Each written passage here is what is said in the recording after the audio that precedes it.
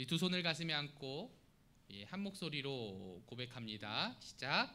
나는 보배롭고 존귀하고 가치 있고 사랑받을 만한 하나님의 걸작품이다. 아멘.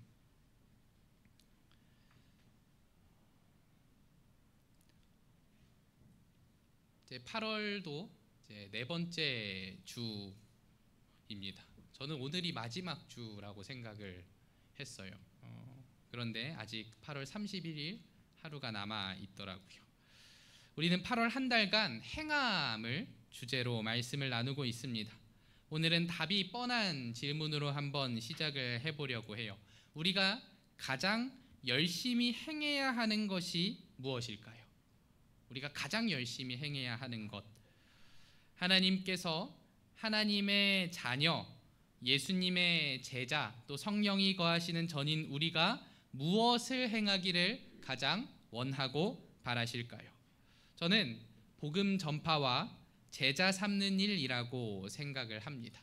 예수님께서 그것을 마지막으로 명령하셨고 또 하나님께서 그 일을 위하여 독생자 예수 그리스도를 이 땅에 보내주셨으며 또 예수님께서 스스로 십자가에 못 박히신 이유, 성령님께서 지금도 이를 위해 우리와 함께 하시고 계신 이유이기 때문에 저는 이 복음 전파와 제자 삼는 일을 우리에게 가장 원하실 거라고 생각을 합니다. 그렇다면 오늘날 우리는 그리고 우리 생명샘 교회는 나아가서 한국 교회는 이 일을 잘 감당하고 있을까요?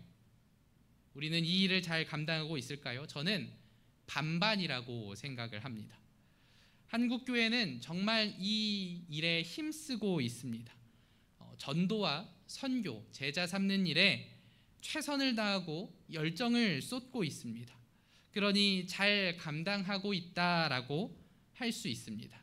그러나 그 열매가 분명하냐고 묻는다면 그 열매가 그 열정만큼이나 그 쏟는 노력과 힘만큼이나 열매가 있느냐고 묻는다면 그것은 제대로 답할 수 없을 것 같아요. 우리는 분명히 체감하고 있습니다. 한국교회가 제자 삼는 일, 다음 세대를 살리는 일에 그 노력만큼 결과를 내지 못하고 있죠. 그러니까 열심은 있는데 결과가 없다라고 말할 수 있는 겁니다. 그러니까 반쪽짜리 성공인 거죠. 열심히 잘하고는 있으나 그에 따른 결과가 분명하지 못하다는 겁니다. 왜 우리는 열심히 있는데 결과를 내지 못하는 걸까요?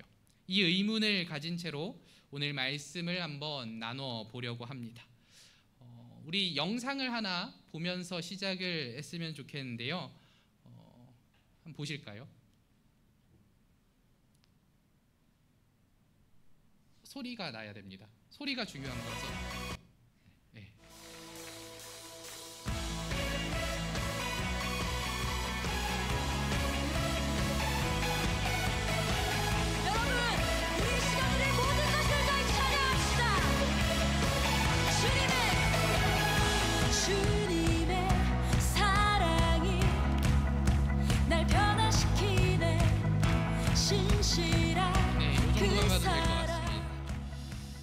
어떠세요? 요즘 청년, 청소년들이 정말 좋아하는 찬양입니다. 그런데 전주가 어떻게 시작이 되냐면 흔히 말하는 전자음악이 사용됐어요. 익숙하지 않으시죠? 이 아주 유명한 찬양팀이에요. 제이어스라는 찬양팀인데 이 제이어스가 예를 들면 논산에 딱 뜬다 하면은 기본적으로 1000명이 모이는 것 일도 아닙니다. 믿는 청년 1000명 모이는 게 쉬운 일은 아니잖아요. 그래서 몇 년 전에 저기 중앙교회에서 이 팀을 불렀었는데 그때도 저기 어디야 상주 이런 데서까지 올 정도로 유명한 팀입니다. 저는 이 찬양을 처음 들었을 때 깜짝 놀랐어요. 불과 10년 전만 하더라도 이런 찬양은 있을 수가 없었거든요. 아니요, 이런 곡을 찬양이라고 부르지 않았었거든요. 아까 말씀드린 대로 전주에 전자음악, 그 중에서도 이제 EDM이라 불리는 그 음악이 사용이 되었는데 우리가 흔히 음악이라고 하면 악기로 연주되는 것을 생각하는데 전자음악이란 무엇이냐? 연주자가 직접 악기를 연주할 필요 없이 전자음만으로 이루어진 음악을 전자음악이라고 합니다. 그런데 제가 10년 전쯤에 이제 학생일 때, 신학생일 때 학교에서 그 교회 음악과 수업 중에 CCM 개론이라는 수업을 들은 적이 있어요. 그때 이런 주제로 토론을 한 적이 있습니다. 전자음악 과연 찬양이 될 수 있는가? 이런 주제로 토론을 했던 적이 있어요. 당시만 해도 이 전자음악은 클럽이나 페스티벌 같은 상업적인 문화에서만 쓰이는 음악이었기 때문에 과연 클럽에서 듣는 그 음악으로 찬양을 만들 수 있느냐라는 질문이었죠. 실제로 그 당시에 한 찬양팀이 이런 전자음악 찬양을 냈다가 큰 논란이 된 적이 있었습니다. 그런데 요즘 청소년, 청년 집회에는 이러한 곡들이 불리고 있습니다. 이번 여름에도 그랬지만 지난 겨울 청소년 수련회를 갔을 때 제가 근 한 8년 만에 갔던 수련회였거든요. 그때 이런 곡들을 이제 청소년들이 막 신나서 찬양하는 걸 보고 제가 깜짝 놀라게 된 겁니다. 와, 10년 사이에 생각보다 많은 것들이 바뀌었구나.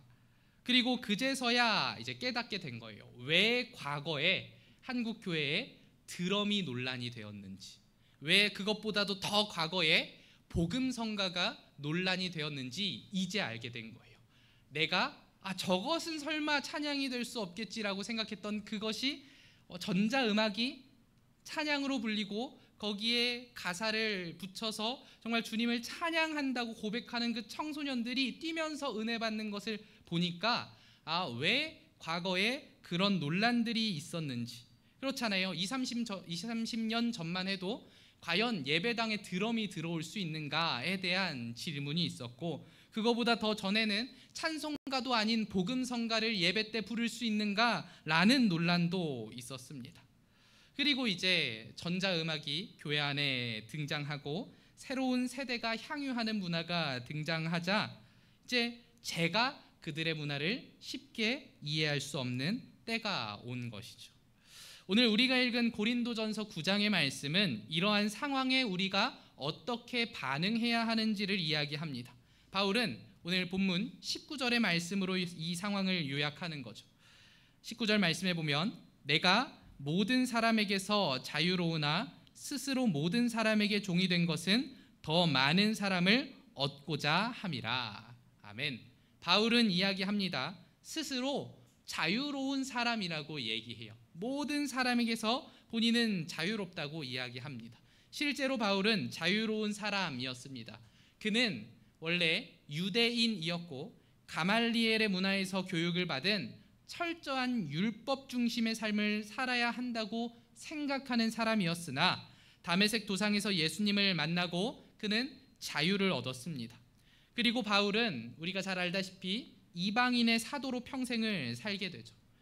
그리스도인의 율법 준수 문제, 이방인 그리스도인의 할례 문제로 예루살렘 공회가 열렸을 때도 바울은 이방인 그리스도인들을 대표하여 참석했고 오랜 논의 끝에 율법 준수가 아닌 은혜로 구원을 얻는다는 결론을 얻어내기도 했습니다. 그러니 바울은 자신의 고백대로 예수 그리스도 안에서 자유로운 자였죠. 무엇이든 할 수 있는 자유로운 사람이었습니다. 그런데 바울은 이 19절에 자신은 자유로운 자이나 스스로 모든 사람에게 종이 되었다고 이야기합니다. 자신은 모든 사람에게 자유로운 사람이나 내 스스로 내가 그 사람들의 종이 되었다고 이야기하는 거죠. 내가 스스로에게 족쇄를 채웠다고 이야기하는 겁니다. 그런데 그 이유가 무엇입니까? 더 많은 사람을 얻고자 함이라. 이 이야기가 무엇을 말하는지 20절부터 22절까지의 말씀이 이야기합니다.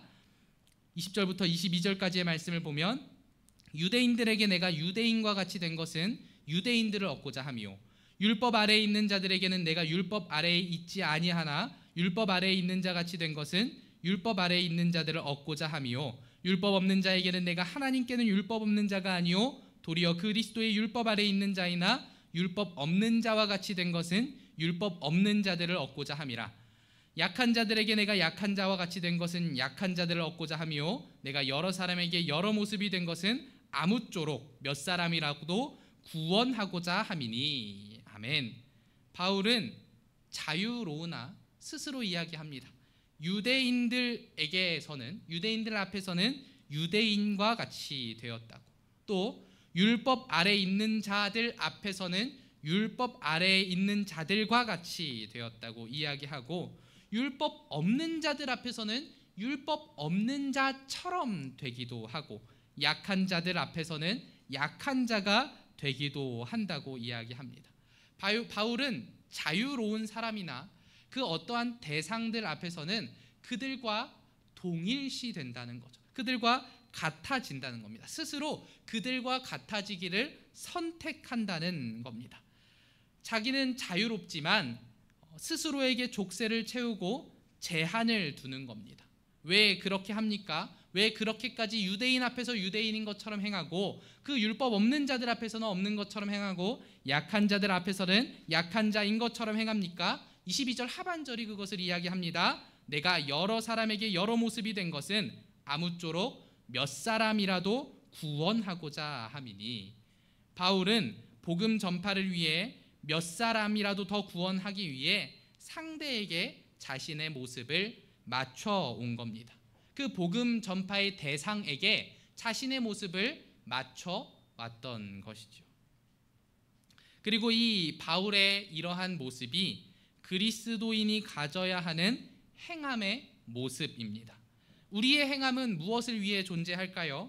바울이 말한 것처럼 아무쪼록 몇 사람이라도 구원하기 위함입니다. 우리가 앞서 이야기했던 것처럼 예수 그리스도께서 우리를 위해 스스로 십자가에 달리신 것, 하나님께서 독생자 그리스도를 십자가에 매다신 것, 그리고 오늘날 성령님께서 우리 안에 거하시는 그 모든 이유가 무엇입니까? 우리를 구원하기 위함입니다.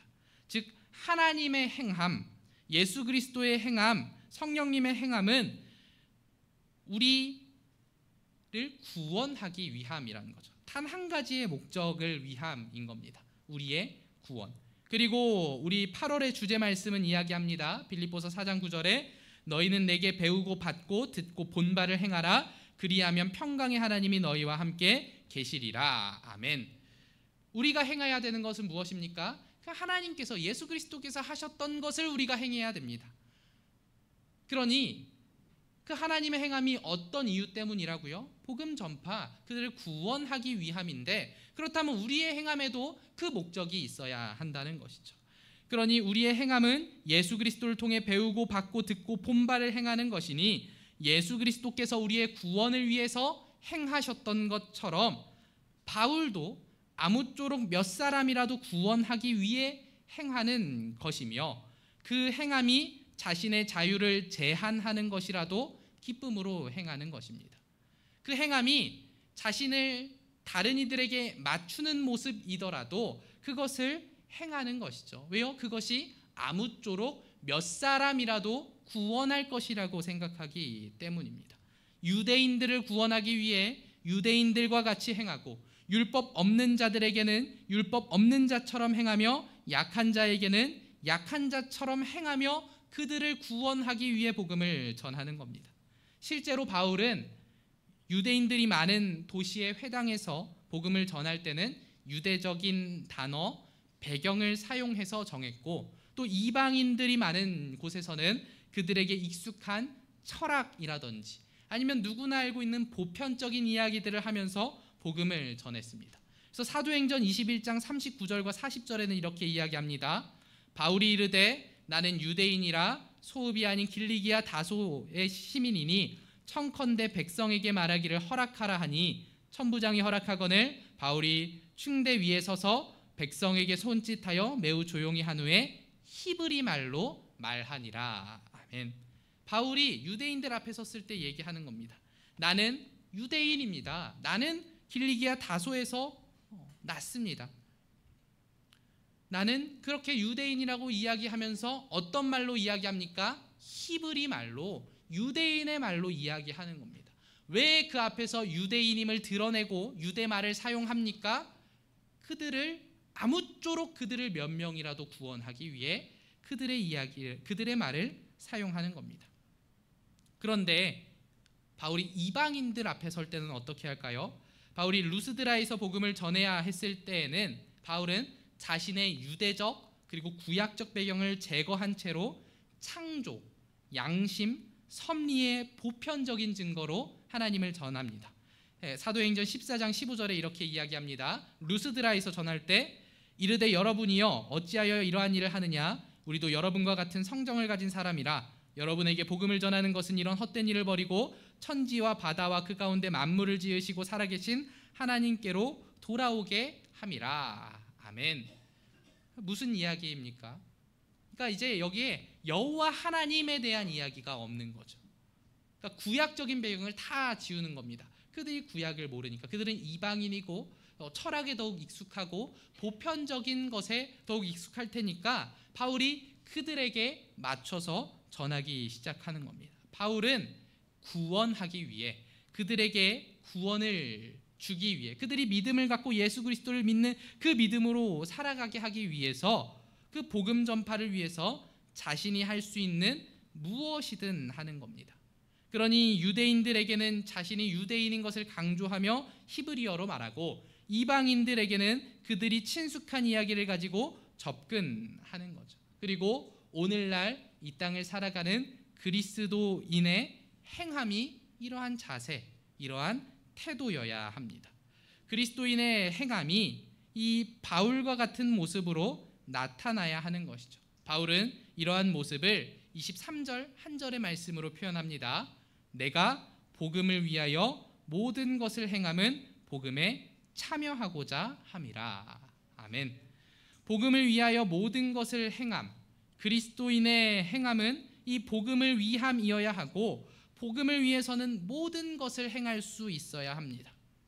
우리가 앞서 과거에는 전자음악으로는 찬양할 수 없다고 이야기했습니다. 그런데 지금의 청소년 세대는 어떠합니까? 그들은 그 음악이 익숙해요. 어릴 때부터 그러한 음악을 듣고 자랐습니다. 우리가 어떠한 내가 어릴 적부터 듣고 자란 음악이 익숙하듯이 이 세대는, 지금 청소년 세대는 그 전자음악을 듣고 자랐기 때문에 그것이 익숙한 것이죠. 그러니 그 음악에 반응하고 그 음악을 좋아합니다. 그러니 그것은 어떤 면에서는 청소년들의 문화이기도 하며 언어이기도 한 거죠. 이제 그들은 그러면 어떻게 합니까? 자신의 언어로 하나님을 사랑하는 겁니다.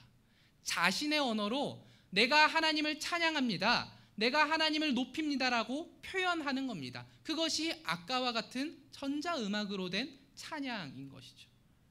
그런 이들에게, 그런 청소년들에게 너네 그 음악 나쁜 거야, 그 음악 알아? 너 클럽에서 쓰던 음악이야, 너 그거 페스티벌 같은데 상업적인 음악이야, 들으면 안 돼 라고 말해서 그들의 언어 자체를 막아버리겠습니까? 아니면은 그들이 그 언어를 쓰는데, 그 문화를 향유하는데, 그래서 자신의 언어로 자신의 문화로 하나님을 찬양하겠다는데 하지 말라고 이야기하겠습니까? 그것이 아니라는 거죠. 바울은 분명히 이야기하는 겁니다. 그들의 문화에는 그들의 문화로, 그들의 언어에는 그들의 언어로 복음을 전해야 된다고. 그러니 그렇게 찬양하는 것이 문제가 되지 않는다고 이야기하는 것이죠. 그 청소년 수련회 집회에 가면 그 가사가 그렇게 은혜로울 수가 없어요. 막 쿵쿵거리고 전자음악 막 띠띠거리는데 그 가사는 내가 하나님을 사랑합니다, 내가 하나님을 찬양하겠습니다, 내가 이 땅은 지금 하나님을 미워하고 하나님이 없다고 말하지만 저는 다르게 살겠습니다라고 고백을 하는 거예요. 그런데 거기다 대고 너 그 음악으로 찬양하면 안 돼 라고 할 수 있겠습니까? 아니라는 거죠. 바울도 분명하게 그러한 모습이 아니라고 이야기하는 겁니다. 가만히 생각해 보면 저 역시도 그랬어요. 제가 신학교에 딱 입학했을 때가 여전히 아직도 그 드럼에 대한 문제들이 남아있는 때였어요. 그래서 아직도 기억하기로 총신대학교 그 대강당에 드럼을 단 위에 올려야 되냐 단 밑에서 써야 되냐라는 문제까지도 있었던 때였거든요. 그리고 그때 그런 이야기들을 많이 들었어요. 드럼을 치는 음악은 드럼이 심장을 자극해서 가짜 은혜를 만들어낸다고. 그런 얘기들을 들으면서 그래서 드럼을 치는 음악으로 찬양하는 것은 모두 다 가짜라는 얘기도 들었던 적이 있습니다. 그런데 저희 세대는 그 음악이 익숙했거든요. 그리고 그렇게 찬양하고 그렇게 신앙을 쌓아갔습니다. 그리고 그때 은혜를 받고 지금도 신앙생활 하고 있는 거죠. 그러니 우리는 기억해야 합니다. 무엇을 기억해야 합니까? 복음을 위해서 우리는 모든 것을 행할 수 있다는 것을 기억해야 합니다. 복음을 위해서라면 우리의 형식은 바뀔 수 있다는 것을 기억해야 해요. 사실 우리의 신앙 역사 속에서 형식이 바뀌었던 적은 수없이 많습니다. 그 모양이 바뀌어왔던 것은 수없이 많아요. 당장 우리가 지난주에 했던 성찬만 생각해 보아도 성경에는, 우리 한글 성경에는 뭐라고 되어 있습니까? 떡을 먹는다고 되어 있잖아요. 그런데 예수님께서 떡을 먹으셨겠습니까? 예수님께서 정말로 우리가 먹는 그 쌀 빻아서 만드는 떡을 드셨겠어요? 아니죠. 빵이었을 겁니다. 무교병에 가까웠을 겁니다. 그런데 우리는 어떻게 표현합니까?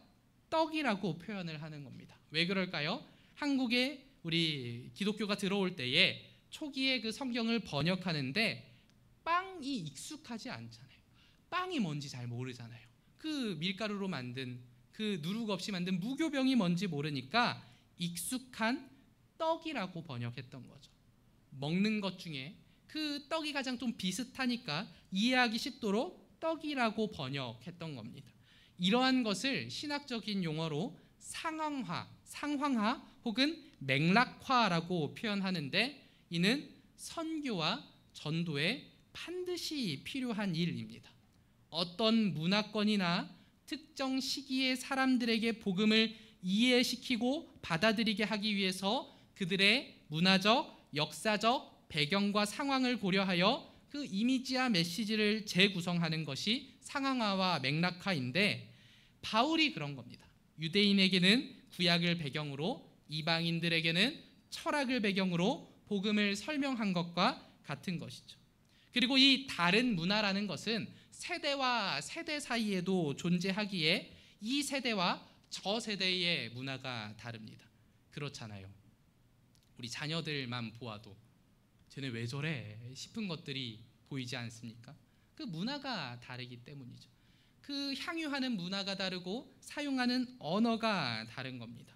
그러니 이 세대 간에도 이러한 상황화와 맥락화는 반드시 필요한 것이죠. 그리고 앞서 말한 것처럼 우리의 행함의 목적은 언제나 복음 선포와 구원이 되어야 합니다. 그리고 우리의 이 행함, 복음 선포와 구원이 효과적인 행함이 되기 위해서는 앞서 말한 상황화와 맥락화, 쉽게 말해서 듣는 이들의 언어로 다가감이 필요합니다. 그것이 내 자유를 제한하더라도, 스스로에게 족쇄를 채우는 일이더라도 듣는 이와의 접점을 만들고 복음을 위해 나를 비우는 자세가 필요하다는 것이죠. 우리는 이 부분에서 처음 이야기했던 오늘날 한국교회가 왜 전도와 선교와 양육, 즉 제자 삼음의 이 반쪽짜리 성공만 거두고 있는가를 확인할 수 있습니다. 우리는 전도와 선교와 양육을 무엇이라고 생각합니까? 저 대상을 우리 식대로 바꾸는 것. 그들의 문화로 살아가는, 자신들의 문화로 살아가는 자들의 문화를 지우고 복음을 심어서 나의 이 복음 문화로 끌어들이는 것을 전도와 선교라고 생각합니다. 그러니까 이 전도와 선교를 행할 때 그런 생각이 있는 거예요. 나는 복음을 믿으니까 조금 더 우월해. 그러니까 저들의 잘못된 문화를 지우고, 저들의 잘못된 습관을, 잘못된 언어를 지우고 내가 이 우월한 복음을 심어줘야 돼라는 생각이 있는 겁니다. 우리도 알지 못하는 새에 그 우월감이 들어와 있는 거죠. 그러나 성경은 분명히 이야기합니다. 그 복음으로 자랑하지 말라고, 우월감을 느끼지 말라고. 우리가 복음을 전할 때 어떻게 전해야 합니까? 그들의 것을 지우고 복음을 새롭게 심어서 그들을 개조하는 것이 아닙니다. 그런데 우리는 열심히 행합니다. 나의 언어로, 나의 생각으로, 나의 문화와 나의 경험으로 포장한 복음을 선교와 전도와 양육의 대상에게 심는 것을 열심히 행합니다. 그리고 나와 같은 사람을 만들어내려고 하는 겁니다. 제자 삼음에 있어서 나와 같은 사람을 만들어내려고, 내 경험에 갇혀서, 내 생각에 갇혀서 이렇게 하는 것이 가장 옳아라고 하면서 그러한 사람들을 만들어내려고 하는 겁니다. 그러니 잘 되지 않는 거죠. 26절의 말씀처럼 우리의 행함의 방향이 잘못되어 있는 겁니다. 허공을 치고 있었던 것이죠. 그러나 오늘 말씀은 분명히 이야기합니다. 복음을 전하기 위해서는 나의 것으로 포장하는 것이 아니라 그들의 것으로 포장한 복음을 전해야 한다고. 바울이 그러했던 것처럼 그들의 언어와 문화로 그들에게 다가갈 수 있어야 한다고. 복음을 위해서 할 수 있는 모든 것을 행해야 한다고 분명히 이야기하는 겁니다. 여러분 생각해 보세요. 하나님께서 하나님의 언어로, 하나님의 방식으로만 우리에게 복음을 주셨다면 우리는 이해할 수 없었을 겁니다. 하나님의 언어와 하나님의 방식으로 우리에게 그 구원을 던져주셨다면 우리로서는 받아들일 수 없을 겁니다. 누가 그것을 받아서 누릴 수 있을까요? 그러나 하나님께서 어떻게 하셨습니까? 예수 그리스도를 이 땅에 보내실 때 인간의 몸을 입고 사람으로 오게 하셨습니다. 그게 하나님께는 얼마나 괴로운 일이겠습니까? 그게 예수님께는 얼마나 수치겠습니까? 하나님이시며 하나님의 아들이신 예수 그리스도께서 인간의 몸을 입고 이 세상에 내려오신 것은 수치이고 비하입니다. 그런데 왜 그렇게 오셨습니까? 그래야만 우리가 이해할 수 있으니까요. 그래야만 우리가 예수 그리스도를 보고 구원이 무엇인지, 우리가 어떤 죄가 있는지를 확인할 수 있으니까요. 그러니 예수님께서 인간의 몸이라는 우리의 문화와 언어를 입고 이 땅에 와 주신 겁니다. 예수님께서도 그렇게 하셨는데 우리가 감히 내 언어와 내 말로, 그 내 생각과 내 문화로 누군가한테 복음을 전하겠다는 것은 오만이죠. 예수님께서도 그렇게 맞춰주셨는데 우리가 맞춰주지 않고 내 뜻대로만 하겠다는 것은, 그거는 전도와 선교의 제자 삼음의 양육의 의지가 없다고도 볼 수 있는 것이죠. 그냥 내 의를 위해서 전하는 것밖에는 되지 않는다는 겁니다. 그래서 오늘 말씀이 분명히 이야기하는 거죠. 복음을 전하기 위해서는 맞춤과 낮춤이 있어야 한다고 이야기하는 겁니다. 우리의 행함에는 그래서 그 맞춤이 필요하다고 이야기하는 겁니다. 그런데 우리는 여기서 중요한 선을 하나 그어야 합니다. 한없이 맞추는 것은 아니라는 거죠. 복음을 위해서 우리는 모든 것을 행할 수 있으나 그것이 아무 것이나 되어서는 안 됩니다. 바울은 21절에 자신이 율법 아래에 없는 자처럼 보일지라도 자신은 율법 있는 자라고 이야기합니다. 21절에 율법 없는 자에게는 내가 하나님께는 율법 없는 자가 아니요 도리어 그리스도의 율법 아래에 있는 자이나 율법 없는 자와 같이 된 것은 율법 없는 자들을 얻고자 함이라. 아멘. 이게 무슨 이야기입니까? 그리스도의 율법 아래, 즉 복음의 본질을 흐리지 않는 선 안에서의 모든 것을 행할 수 있다고 이야기하는 겁니다. 형식과 모양은 바뀔 수 있으나 언어도 음악도 표현도 모든 것이 바뀔 수 있으나 결코 바꿔서는 안 되는 것이 있다는 겁니다. 결코 넘어서는 안 되는 선이 있다는 거죠. 그게 무엇입니까? 복음의 본질이라는 겁니다. 그 복음의 본질만큼은 바뀌어서는 안 되는 겁니다. 복음 전파를 위해서, 복음을 다른 이들에게 선물하기 위해서 복음 위에 어떠한 포장을 덧대는 것은 무한히 가능하나, 복음 위에 어떠한 포장지를 쓰든 어떤 것을 덮어 쓰든 그들에게 맞출 수 있는 것은 무한히 가능하나 복음 자체를 편질시켜서는 안 된다는 것입니다. 우리가 이것을 기억해야 하는 것이죠. 오늘 말씀을 정리하겠습니다. 우리에게는 복음 전파를 위한 행함이 있고 열심이 있습니다. 그런데 왜 열매가 없습니까? 우리의 행함이 나 중심적이기 때문에 그래요. 내 문화와 내 언어로만 나아가기 때문에 그렇습니다. 복음을 듣는 대상을 배려하고 이해하며 그들의 상황과 문화를 알고 접점을 만들어 전해야 하는데 그저 내가 좋았던 대로 내 경험만 앞세웠기 때문에 열매가 없었던 것이죠. 기독교 역사상 제1의 선교사라고 불릴 수 있는 바울은 자신을 버리고 복음을 전했습니다. 자신을 버리고 때로는 자신에게 족쇄를 채워가며 그들에게 맞추며 그 복음을 전해야 하는 대상에게 맞추며 자신의 그 자유까지도 버리고 종이 되면서까지 전했습니다. 유대인 앞에서는 유대인이 되었고 이방인 앞에서는 이방인이 되었습니다. 우리에게 이러한 자세가 필요합니다. 예수 그리스도께서 우리에게 맞추셨던 것처럼 우리에게도 이러한 자세가 필요한 거죠. 복음의 본질을 흐리지 않는 선에서 우리는 19절의 말씀대로 행할 수 있는 거죠. 내가 모든 사람에게서 자유로우나 스스로 모든 사람에게 종이 된 것은 더 많은 사람을 얻고자 함이라. 아멘. 그러나 우리는 또한 기억해야 합니다. 모든 것이 가하나 복음을 변질시켜서는 안 됩니다. 사실 바울은 고린도전서 9장과 10장을 통해 우리가 지켜야 하는 울타리, 가드레일을 제시합니다. 우리가 모든 것이 가하나 다음 네 가지를 고려하여 행해야 한다는 것이죠. 먼저는 우리가 그 복음을 전할 때 반드시 고려해야 되는 것 중에 첫 번째가 복음이 선명한가입니다. 우리의 행함이 정말로 복음을 드러내고 있는가? 그러니까 다른 것을 전할 수도 있잖아요. 그건 안 된다는 거죠.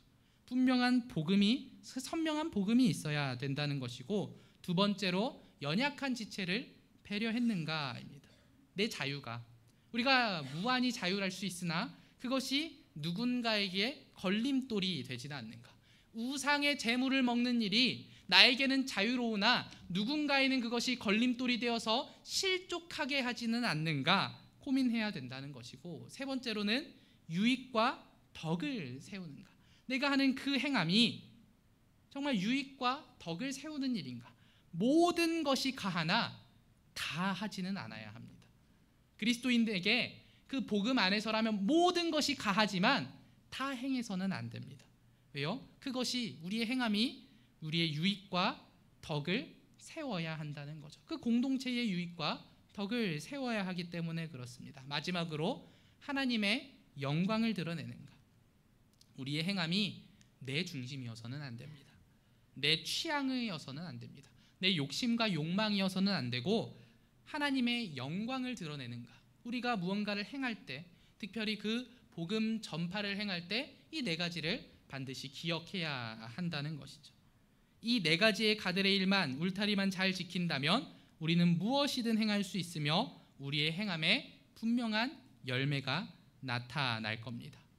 우리가 심는 복음이 싹을 틔우고 꽃을 피우며 열매를 맺게 될 겁니다.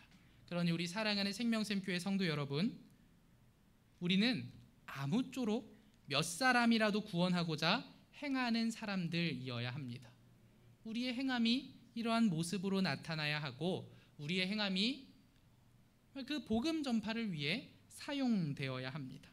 그때 바울이 그러했던 것처럼 유연한 형식을 가지고 그 모양을 가지고 단단한 진리 위에 복음을 들고 복음 전파를 행함으로 열매를 맺으시는 우리 성도님들이 다 되시기를 주님의 이름으로 축원합니다. 우리들 이 시간 함께 기도하기를 원합니다. 주님, 우리가 지금까지 열심히 복음 전하고 행해 왔는데 열매가 없지는 않았습니까? 주님, 내 행함을 살펴봅니다. 내가 지금까지 정말 온전히 행하고 있었는지, 주님, 내가 지금까지 내 행함이 혹은 내 욕심대로만 내 경험과 내 문화와 내 언어에 갇혀서 때로는 다른 이들에게 괴로운 일 또는 폭력이 되지는 않았는지 생각해 봅니다. 주님, 내가 이제 예수께서 나를 위해 십자가 지신 것처럼, 예수께서 나를 위해 사람의 몸을 입으시고 이 땅에 오신 것처럼 나 역시도 맞추기를 원합니다. 그들에게 복음을 전해야 되는 그들에게, 내가 행함의 대상이 되는 그들에게 예수님이 나에게 맞추셨던 것처럼 나도 그들을 향해 맞추기를 원하오니 주님, 내가 나를 내려놓고 세상에 나아갈 때에 그들에게 맞추며, 그러나 그 강력한 복음만은 지키며 그 복음을 전하는 주님의 자녀로 살게 하여 주시옵소서. 우리들 이 시간 이 기도 제목 가지고 주님의 이름 부르며 결단하며 나아갑니다. 주여 하나님 함께하여 주시옵소서. 주여 하나님, 우리들 이 시간 다시 한번 결단합니다. 주님, 내가 지금까지 내 뜻대로만, 내 마음대로만, 내 욕심대로만, 내 문화대로, 내 언어대로, 내 것으로만 복음을 전해왔다면 주님, 이제 내가 바울이 그러했던 것처럼, 예수님께서 우리를 위하여 그러셨던 것처럼 내가 그들에게 맞추며 전하기를 원하오니 주님, 내가 그 행함의 방향을 제대로 정하기를 원하오니 하나님, 우리가 이 방향 있는 행함으로 나아가게 하여 주시옵소서. 주님, 우리가 허공에 대고 복음을 전하지 않기를 원합니다. 우리가 잘못된 행함으로 나가지 않기를 원합니다. 주여 하나님 함께하여 주시고 내가 그들에게 맞추며 그 복음을 전하는 주님의 귀한 자녀로 살게 하여 주시옵소서. 주여 하나님, 예수님께서 나를 위해 십자가 지셨습니다. 예수님께서 나를 위해 사람의 옷을 입으셨습니다. 하나님, 나도 그러니 이제 내가 세상 사람들을 위해 그 세상의 옷을 입기를 원하오니 하나님, 그럼에도 불구하고 절대로 흔들리지 않는 그 복음을 내 마음에 심고 나아가게 하여 주시옵소서. 주여 하나님 함께하여 주시기를 원합니다. 주여 하나님, 우리의 마음이, 우리의 결단이 잊혀지지 않기를 원하오며 우리가 또 일주일간 세상을 살아갈 때에 이것을 기억하며 주님, 그 복음을 전하며 그 복음의 열매를 맺는 귀한 주님의 자녀들로 살게 하여 주시옵소서. 주께서 함께하여 주실 것을 믿습니다. 하나님 감사합니다. 우리들 이 시간 주님의 말씀을 듣고 결단하며 나아가오니 주께서 우리를 위해 십자가 지시고 사람의 몸을 입으셨던 것처럼 이제 우리도 세상에 나아가 복음을 전할 때에, 그들을 구원의 길로 인도할 때에 그들에게 맞추기를 원합니다. 하나님, 그것이 너무나 어려운 일이 되겠지만 예수께서 우리를 위해 보여주셨으니 우리도 행하기를 원합니다. 주님, 우리의 복음 전파라는 그 행함이 그 예수님의 모습을 닮아 행하게 하여 주시옵소서. 주님, 주님께서 힘을 더하여 주시고 함께하여 주실 때만이 그것이 가능할 줄로 믿사오니 우리가 기도하며 주님의 힘 입어 정말 성령 충만함으로 붙들려 그 모든 일을 감당하게 하여 주시옵소서. 언제나 함께해 주시는 예수님의 이름으로 기도합니다. 아멘.